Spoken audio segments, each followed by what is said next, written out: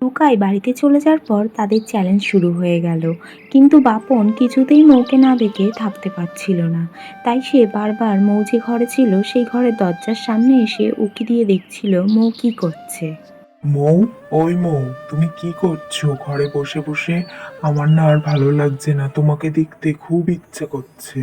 আরে তুমি পাগল হলে নাকি? তুমি যদি আমাকে দেখেই ফেলো তাহলে আর চ্যালেঞ্জ করার মানে কি হলো? আর সবেই তো সকাল হলো। না গো মৌ, তুমি বুঝতে পারছো না, আমার মনে হচ্ছে আমি তোমাকে যেন অনেক দিন দেখিনি। আচ্ছা ঠিক আছে, তুমি এখন যাও, গিয়ে নয় একটু ঘুমাও, আর না হলে রাস্তা থেকে ঘুরে এসো, দেখবে তোমার ভালো লাগবে।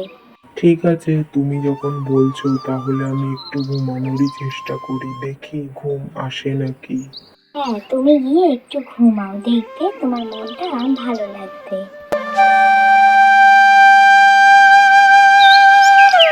বাপন মৌয়ের কথা শুনেই ঘুমানোর চেষ্টা করলো, কিন্তু কিছুতেই তার ঘুম আসছিল না, শুধু মৌয়ের কথা মনে পড়ছিল। আমি তো কিছুতেই ঘুমাতে পারছি না, ঘুমাতে গেলেই শুধু মৌয়ের কথা মনে পড়ছে। এখন আমি কি করব? ধুর, সব চ্যালেঞ্জ ট্যালেঞ্জ বাদ দেই তো।